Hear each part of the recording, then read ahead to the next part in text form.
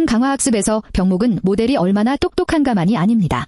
환경을 직접 플레이해서 얻는 경험이 너무 느리게 쌓이는 것도 큰 병목입니다. DQN처럼 한 에이전트가 보고, 움직이고, 보상을 받고, 다시 학습하는 루프는 깔끔하지만 직렬에 가깝습니다. 에이펙스는 이 루프를 공장처럼 쪼갭니다. 여러 액터가 동시에 게임을 플레이하고, 중요한 경험은 우선순위 리플레이에 쌓고, 하나의 학습자가 그래픽 뷰에서 계속 업데이트합니다. 오늘은 이 논문을 게임 AI 관점에서 보겠습니다. 핵심은 더 큰 모델이 아니라 플레이 경험을 생산하고 고르는 방식을 바꿨다는 점입니다. 논문 제목은 분산 우선순위 경험 리플레이입니다. 아카이브 번호는 1803.00933, 최초 공개일은 2018년 3월 2일이고 ICLR 2018에 채택된 딥마인드 논문입니다. 저자는 댄 호건, 존 관, 데이비드 버든, 가브리엘 바스 마론, 마테오 헤셀, 하도 반 하셀트, 데이비드 실버입니다. 논문은 이 구조를 에이펙스라고 부릅니다. DQN과 DDP즈를 분산 환경으로 키우되 아무 경험이나 많이 모으는 것이 아니라 우선순위 리플레이를 중앙에 놓습니다. 주요 실험은 아케이드 러닝 인바이러먼트, 즉 아타리 벤치마크이고 일부 연속 제어 실험도 함께 보여줍니다. 게임 AI 쪽에서 보면 자동 플레이 테스트팜과 학습 서버를 결합한 설계에 가깝습니다. 강화학습 데이터는 일반 데이터셋처럼 미리 쌓여 있지 않습니다. 에이전트가 지금의 정책으로 직접 행동해야 새 경험이 생깁니다. 그래서 정책이 약하면 데이터도 약하고 보상이 드문 게임에서는 의미 있는 장면을 만나기까지 시간이 오래 걸립니다. 한 프로세스가 게임을 플레이하고 같은 프로세스가 학습까지 기다리면 그래픽 PU는 놀고 있거나 반대로 환경 시뮬레이터가 기다립니다. 논문이 겨냥한 병목은 바로 이 벽식의 시간입니다. 같은 알고리즘이라도 경험 생산을 대규모로 병렬화하면 훨씬 빨리 배울 수 있습니다. 다만 그냥 많이 모으면 넓고 중복된 경험도 함께 늘어납니다. 그래서 에이펙스는 대량 생산과 선별을 동시에 설계합니다. 에이펙스의 구조는 세 부분으로 볼 수 있습니다. 첫째, 많은 액터가 각자의 환경사본에서 게임을 플레이합니다. 둘째, 이 액터들이 만든 상태, 행동, 보상, 다음 상태는 중앙공유 리플레이 메모리에 들어갑니다. 셋째, 하나의 학습자가 리플레이에서 배치를 뽑아 네트워크를 업데이트합니다. 업데이트된 파라미터는 주기적으로 액터에게 다시 전달됩니다. 논문의 그림 1은 이 흐름을 명확히 보여줍니다. 액터들은 경험을 넣고 학습자는 샘플을 뽑고 우선순위를 다시 갱신합니다. 중요한 점은 액터가 학습을 기다리지 않는다는 겁니다. 플레이는 계속 흐르고 학습자는 가장 쓸모있는 장면을 계속 빨아들입니다. 에이펙스는 경험을 균등하게 뽑지 않습니다.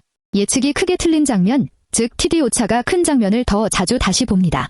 이 아이디어 자체는 우선순위 경험 리플레이에서 온 것이지만 논문은 이것을 분산 구조에 맞게 확장합니다. 액터는 새 경험을 만들 때 초기 우선순위를 계산해서 리플레이에 넣습니다. 학습자는 그 경험을 다시 학습한 뒤 실제 오차에 따라 우선순위를 갱신합니다. 이 설계가 없으면 수백 액터가 만든 최신 데이터가 메모리를 빠르게 덮어버리고 정말 중요한 실패 장면이 묻힐 수 있습니다. 게임 개발로 비유하면 자동 플레이 테스트가 발견한 이상한 죽음이나 희귀한 보상 장면을 별도 큐에 올려 계속 재검사하는 방식입니다. 에이펙스 DQN은 오프 폴리시 학습을 활용합니다. 모든 액터가 똑같이 행동할 필요가 없다는 뜻입니다. 논문은 여러 액터에게 서로 다른 입실론, 그리디 탐험률을 줍니다. 입실론이 낮은 액터는 이미 좋은 정책을 깊게 밀어붙이고 입실론이 높은 액터는 엉뚱한 행동으로 새로운 장면을 찾습니다. 이 다양성이 중앙 리플레이 안에서 섞이면 학습자는 한 가지 습관에 갇히지 않고 더 넓은 경험 분포를 봅니다.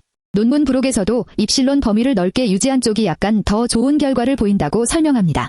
게임 AI로 보면 같은 보드를 여러 성격으로 복제해서 맵을 뛰게 하는 것과 비슷합니다.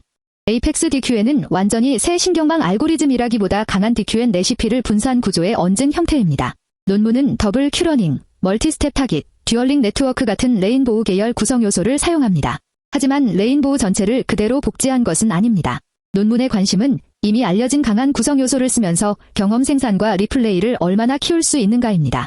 그래서 결과를 읽을 때는 한 가지를 조심해야 합니다.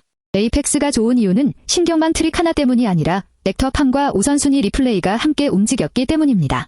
알고리즘 논문이면서 동시에 학습 시스템 논문이라고 보는 편이 정확합니다. 논문의 아타리 실험은 360개 액터 머신을 사용합니다. 각 액터는 CPU 코어 하나를 쓰고 학습자는 테슬라 P100 그래픽 PU 하나를 사용합니다. 보고된 처리량은 초당 약 13만 9천 프레임, 액션 리핏 4칸을 고려하면 초당 약 3만 5천 전이입니다. 학습자는 크기 512 배치를 초당 19번 업데이트합니다. 즉 학습으로 소비하는 전이는 초당 약 9,700개입니다. 액터가 만드는 속도가 학습자가 먹는 속도보다 더 크기 때문에 리플레이는 단순 버퍼가 아니라 선별 장치가 됩니다. 논문은 액터 데이터 압축, 비동기 전송, 배치 프리패치 같은 엔지니어링까지 자세히 적습니다. 이건 진짜 시스템 논문입니다. 에이펙스는 모든 전위를 즉시 중앙으로 보내지 않습니다. 액터는 로컬 버퍼에 최대 100개 전위를 모으고 50개 단위로 비동기 전송합니다. 학습자는 리플레이에서 512 크기의 배치를 미리 최대 16개까지 가져옵니다. 이렇게 하면 통신 지연이 조금 늘지만 처리량은 좋아집니다. 액터는 학습자 네트워크를 매 400프레임, 논문 기준으로 약 2.8초마다 복사합니다. 리플레이 용량은 200만 전위 근처로 제한하고 넘치면 오래된 경험부터 제거합니다.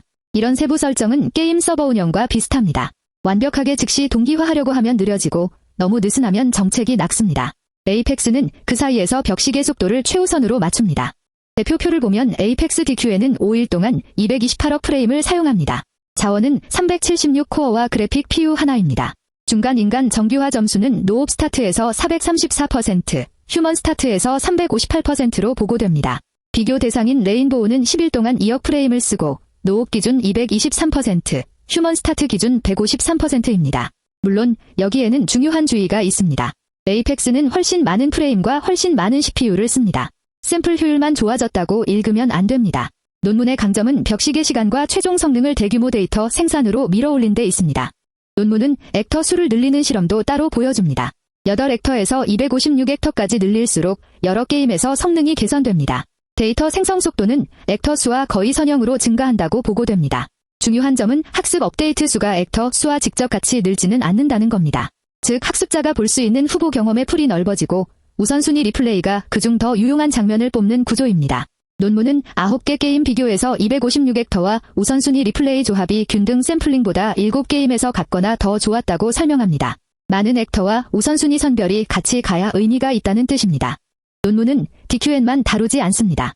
연속 제어 쪽의 DPG에도 같은 분산 우선순위 리플레이 틀을 적용합니다. 4가지 연속 제어 과제에서 액터 수를 늘릴수록 벽시계 시간 기준 학습 성능이 좋아지는 경향을 보여줍니다. 이 부분은 아타리만큼 게임 관객에게 직관적이지는 않지만 논문의 주장을 넓혀줍니다. 핵심 구조가 이산행동 게임 하나에만 묶인 것이 아니라는 뜻입니다. 게임 개발로 옮기면 캐릭터 제어, 차량 제어, 보스 패턴 조정처럼 환경을 많이 병렬 실행할 수 있는 문제에도 비슷한 구조를 상상할 수 있습니다. 단 전제는 분명합니다. 시뮬레이션을 많이, 안정적으로, 싸게 돌릴 수 있어야 합니다. 에이펙스의 한계도 명확합니다. 첫째, 많은 CPU 액터와 중앙 리플레이 서버가 필요합니다. 논문 부록은 실험에서 리플레이 서버의 CPU 병목이 중요했다고 적습니다. 둘째, 비교가 항상 같은 샘플 예산에서 이뤄지는 것은 아닙니다.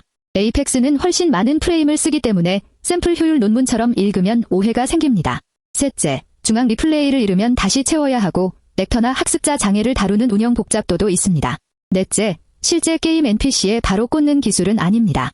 플레이 가능한 시뮬레이터, 보상 설계, 액션 공간, 평가 루프가 먼저 필요합니다. 그래도 한계가 곧 교훈입니다. 이 논문은 강화학습을 제품 수준 파이프라인으로 돌릴 때 어떤 병목을 보게 되는지 보여줍니다.